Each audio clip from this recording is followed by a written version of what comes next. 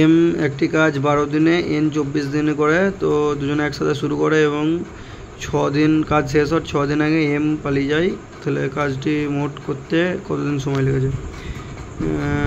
কেন তাহলে এম 12 দিনে, এন 24 দিনে, এলসিএম হয়ে যাবে 24, এ 2 দিনে করবে, এ 2 দিনে করবে, এ 1 দিনে করবে, এফিসিয়েন্সিগুলো।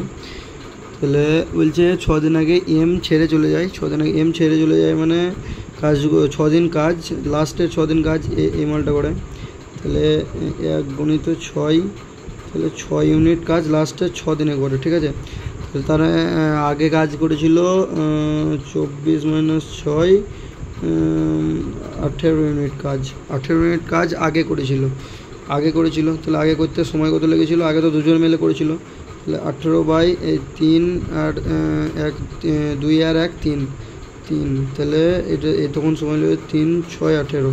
তাহলে প্রথমে এই লাস্টে এই 6 দিন আর দ্বিতীয়তে এই 6 দিন, তো টোটাল 12 দিন কাজ, 12 দিনে মানে কাজ শেষ হয়ে যায়।